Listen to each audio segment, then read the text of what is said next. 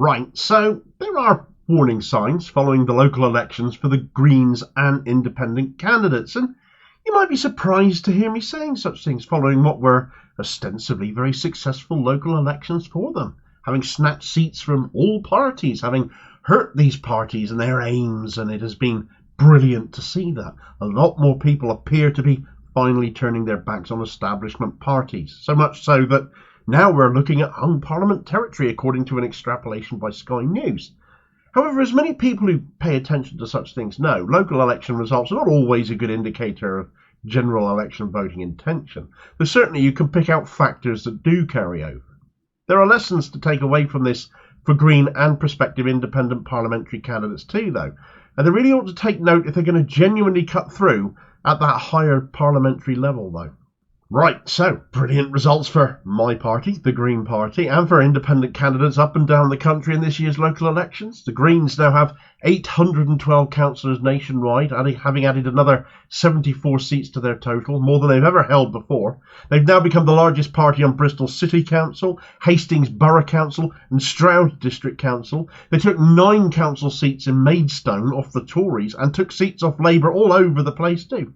And they got their first councillors in places like Bolton, Basingstoke, Cherwell, Kirklees, Redditch, Plymouth and more as well. It was undoubtedly a very successful night for them. And more they are being seen by more and more people as a viable alternative for their votes. Goodness knows they have the policies for it too.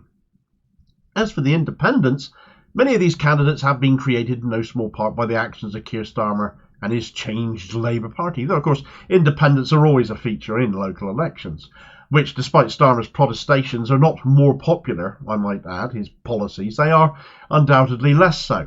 There are now another 93 independent councillors serving their local areas on locally important issues, as these elections are meant to be about.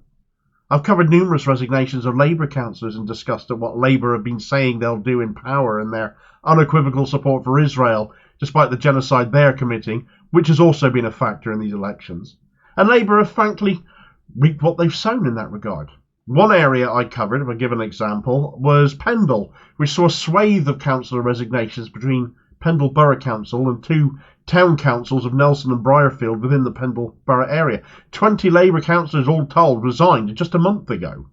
Following the local elections this week, Labour has now been completely wiped out on Pendle Borough Council. They won 10 seats last time these seats were contested in 2021. It's all on Starmer. Additionally, you can look at the West Midlands mayoral election too. The Tories are on their backside so badly now under Sunak, so reviled across the country that their candidate Andy Street, the incumbent, was seeking to distance himself as much as possible from his own party. Yet Labour only just managed to beat him there. Labour won by just 1,500 votes, hence numerous recounts, and one leading reason for that was an independent candidate standing there, Ahmed Yaqub, who took 3rd place and nearly 70,000 votes. Votes you would imagine should have gone to a competent, properly representative Labour Party, who was standing on a platform of resolving housing issues, burial service issues, various other local issues. He wanted more foreign investment, apparently, which is economically quite a conservative stance. But he was also standing as a pro-Palestinian candidate and had been backed by George Galloway in line with that. Labour's stance on Gaza hurt them. And what will hurt them still further was comment from a Labour spokesperson ahead of those results coming out, where Labour had feared they'd lost it, with a Labour spokesman apparently saying that it's the Middle East, not West Midlands, that will have won Street the mayoralty. Once again, Hamas are the real villains. An absolutely disgusting, racist, entitled comment, a massive slur against the people of the West Midlands. What a way to win your vote. These are votes Labour had already lost, though. Yaqub took a disproportionate number of votes from Labour that should have been Labour votes in theory. It shouldn't have been that close if Labour weren't just as rancid in so many ways, far too similarly to the Tories in most of them. But that isn't to say there are not lessons to be learned here and now, so that the success Greens and independents have seen at local levels can be carried forward to general election level, that these people can succeed in becoming MPs. The first thing they need to get across is to convince people that voting for them will actually make a difference, though. Where people right now are disgusted by the main parties, by the Tories' corruption and ineptitude, by Labour politically being barely any different, or indeed no different in many instances, and of course the disgust people feel over the matter of Israel and Gaza. The biggest obstacle to that is the media, the lack of coverage given to them, and to an extent that is beyond the control of these Green or independent candidates. But we've seen the over-platformed Reform UK, and a repeat of what used to happen with UKIP, turning up on BBC Question Time and the like, Nigel Farage and his reserved seat, it seemed like. Yet Reform only won 2 councillors nationwide. This should be something that is repeated ad infinitum, that they are an irrelevance politically, that they don't actually matter. But I'd also argue that the sort of media platforms that give the likes of Richard Tice a wildly disproportionate amount of media coverage aren't necessarily the sort of platforms that give a more left-wing, a more altruistic candidate a fair crack. The BBC are the most at fault for this, but equally, Talk TV might as well be Reform UK's own TV channel. This will become much more blatant in a general election campaign, especially if it is, as usual, the Greens getting censored in effect of all political parties by the lack of coverage. Much more noise needs to be made about that sort of media conduct as we've seen in the past. Communication's key, and although there's little time in all fairness this time around to implement something like this now, the general election being presumably as close as we think it might be, developing their own media outlets would benefit them more. If mainstream channels won't platform you, develop your own. It's working for George Galloway and his Moats TV after all, so why not alternative political parties do likewise as well? Certainly from the Green perspective, but also for many other smaller parties and independents, and definitely amongst many voters, there's a desire to see a hung parliament, which we appear to be on course for, according to Sky News' extrapolation of these results, in order to force through electoral reform so that Parliament actually becomes truly reflective of the views of people up and down the country, so that every vote actually does count.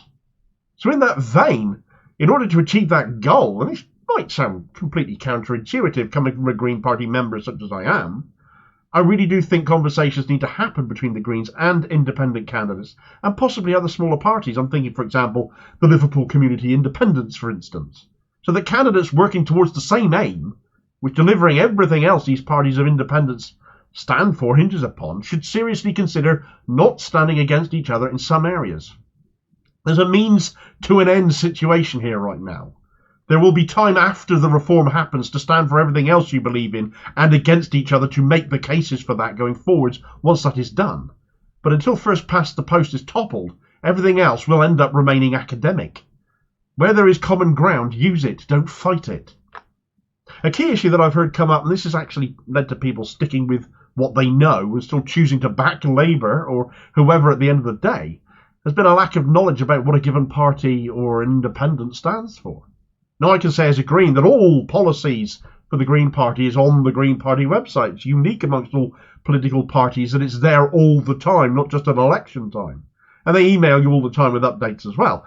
But you can't force people, unfortunately, to open an email, and you can't force them to take time to read through a website either. It just doesn't happen. There has to be a more proactive way of doing things here and getting the message across. And there's a lesson from the past we can take, which worked before, and therefore there's no reason it can't do so again. And actually this could bring the Greens and other progressive groups and independents too, together, working together for a common cause here, which would be a new Chartist movement, a nationwide movement stood on a platform of, for example, as the example I gave a moment ago, electoral reform, with mass meetings nationwide, ordinary working class organisation determined to back candidates dedicated to a given aim. It terrified the establishment back in the 19th century, after all. In this day and age, with all the additional freedoms of speech and expression we have, there's no reason it can't be done again and to greater effect. These are just my ideas, my musings. This is just me spitballing. It is harder to cut through at parliamentary level, though, than at local level, especially for independents.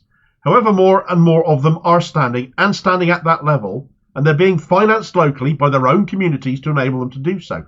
So the potential, I think, for some kind of a modern-day Chartist movement of a sort is there. The question is one of opportunity.